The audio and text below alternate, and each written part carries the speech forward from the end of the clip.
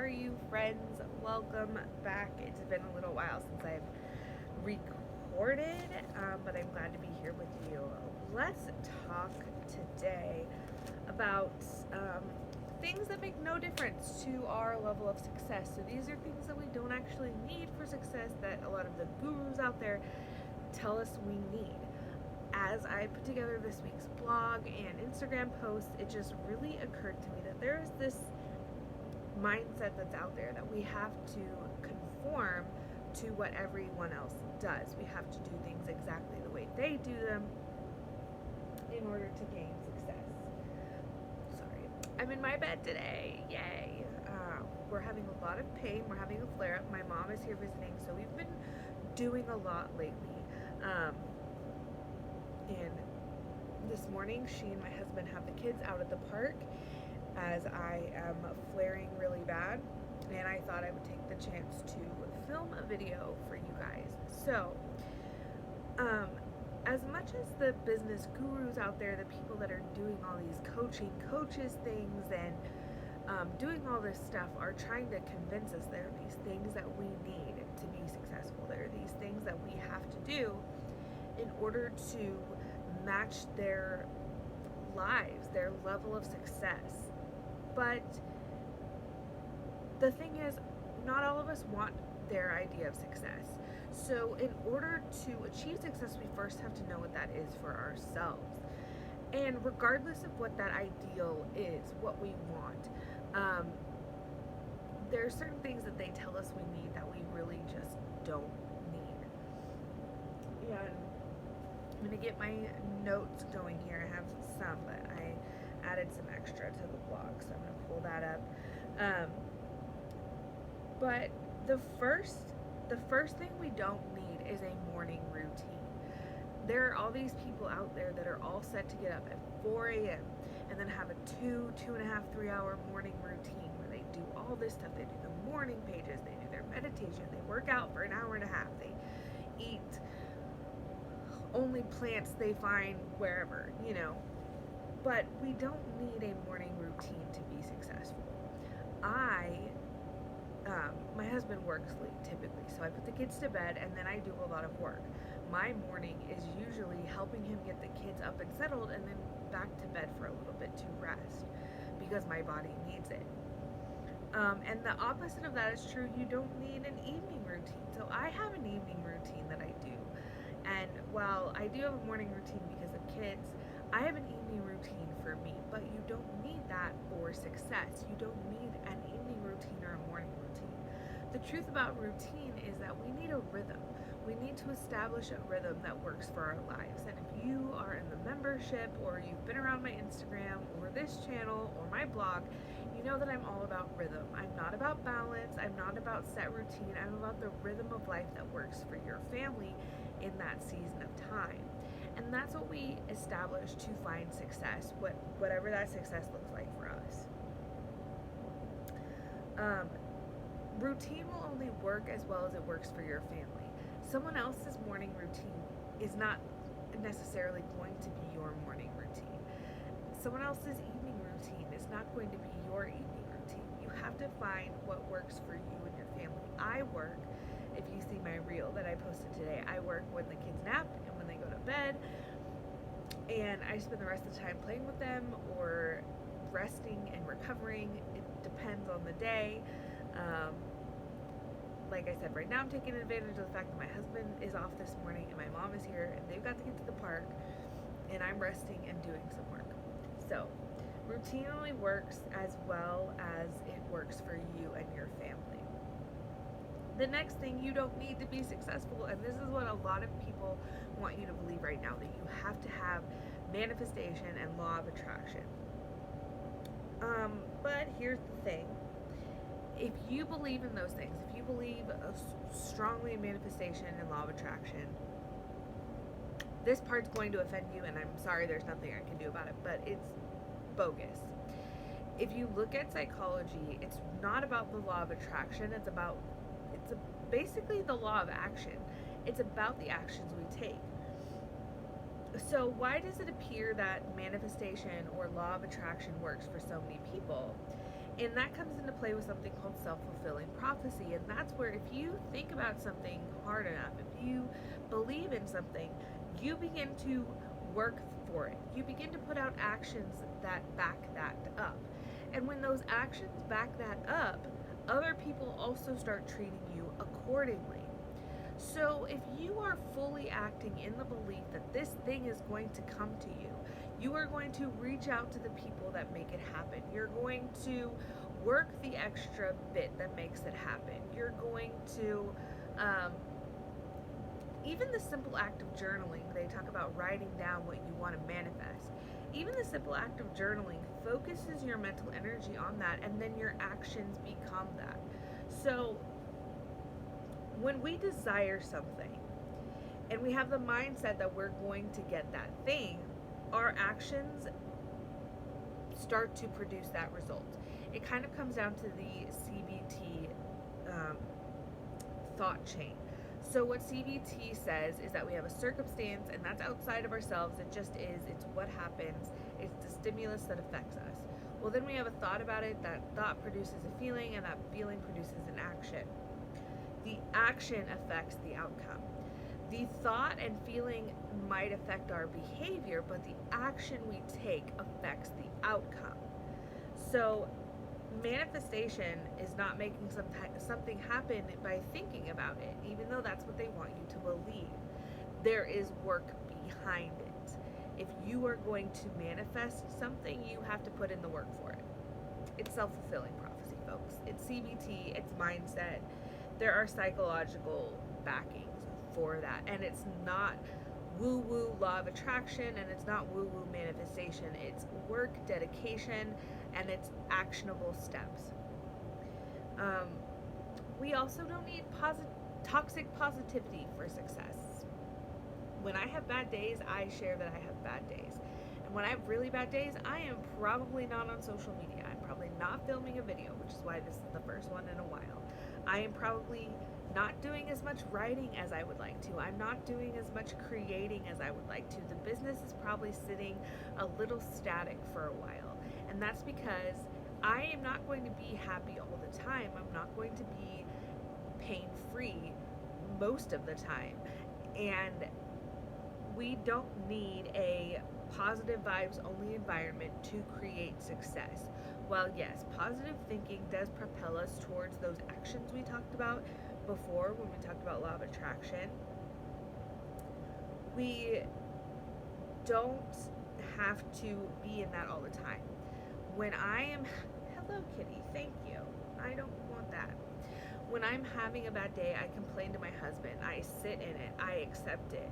I recognize that I feel crappy. I know that I wish I had a body that wasn't this way. I wish I had more energy to play with my kids. I wish I had more energy to keep up with the house, run my business, take care of my kids, and spend all the time in the world with my husband.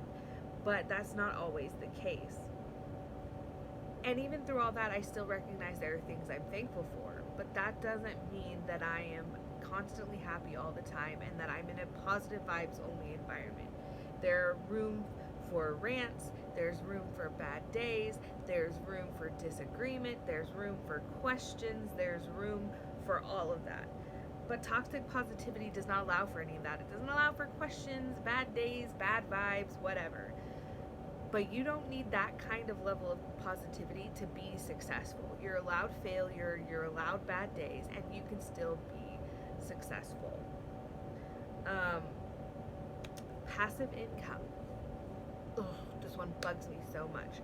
Passive income is king in the business guru world today, in how you're supposed to set up and structure things. But let me tell you, passive income is not a thing. At least from what I can gather, it's not a thing.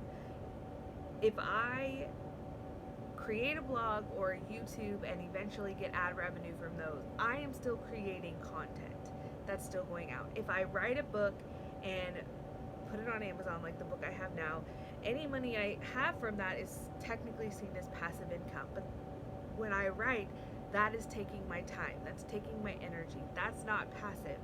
even the income that I get after it is only going to go so far as I can uh, market that book, as I can tell people about that book, as I can write another book, as I can share other content.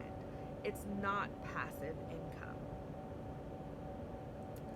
And the last one that we don't need, number 6, is curated perfection and self-improvement rabbit trails.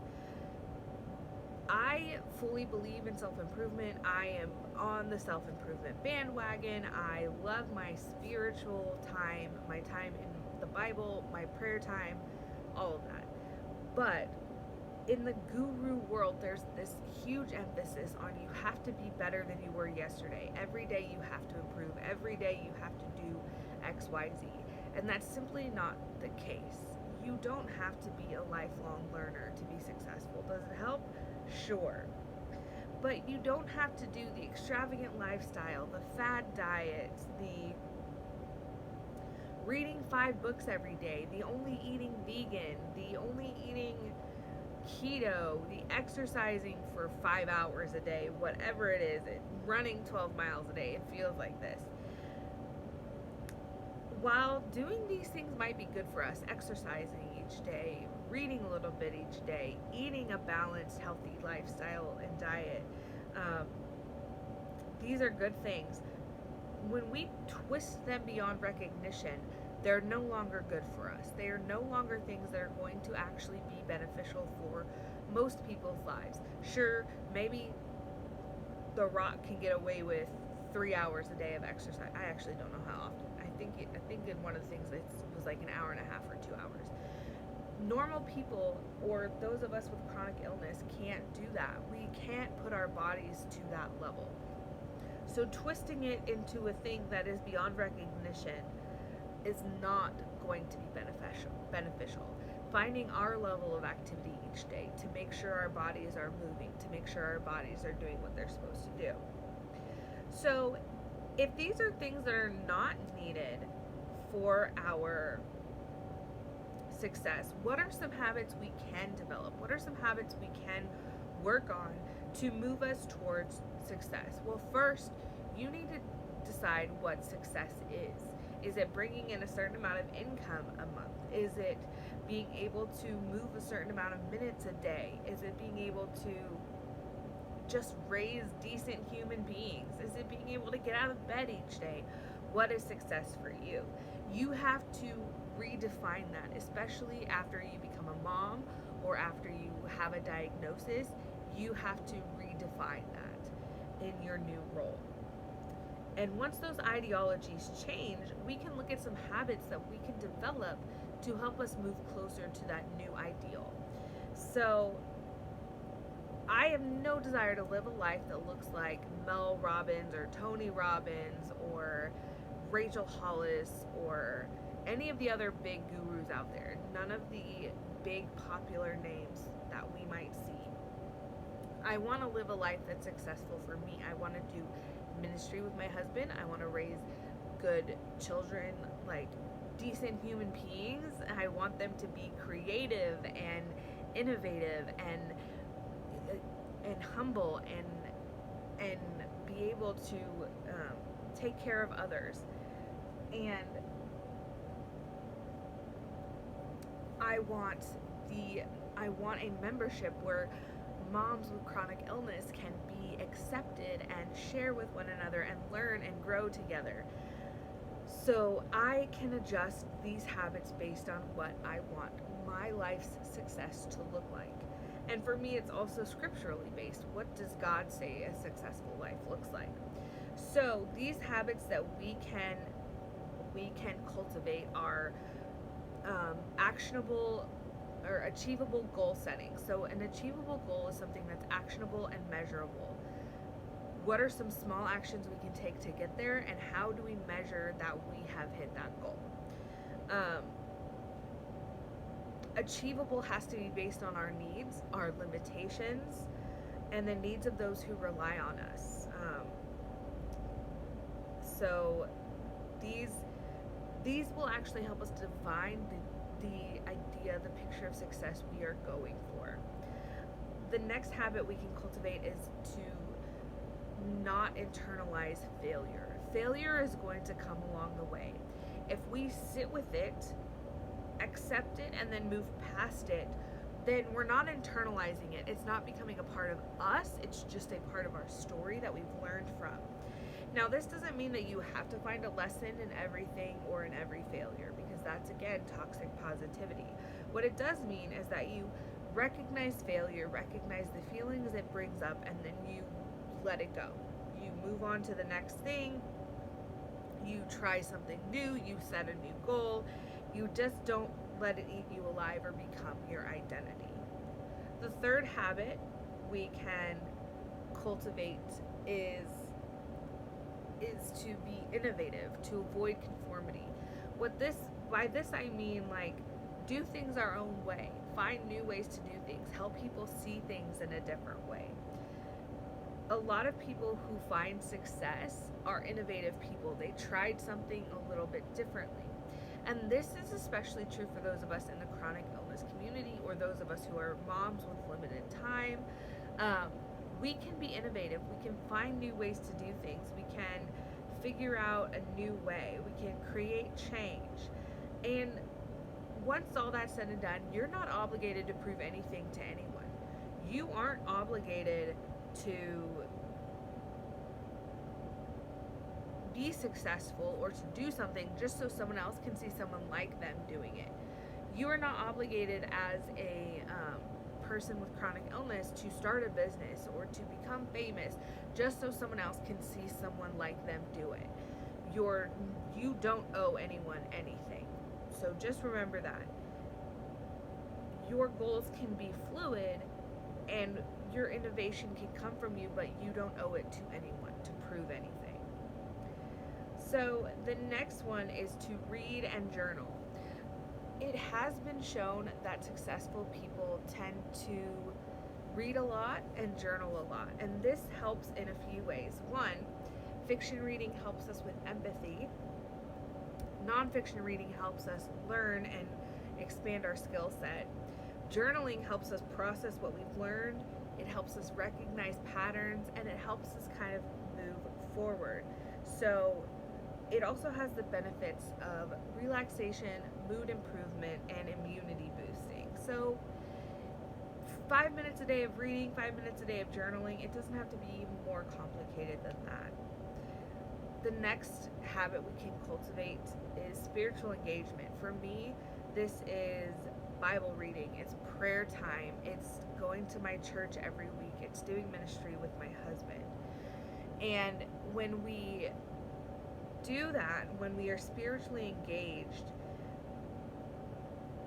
this has been shown to be a motivation and mood enhancer. And an enhanced mood means we'll often turn our thoughts into actions. But also it helps us focus on the next habit that we're going to talk about, because it pulls us outside of ourselves. So the last habit we can cultivate to move ourselves towards success is connecting with the external world, with nature, with others, with spiritual things.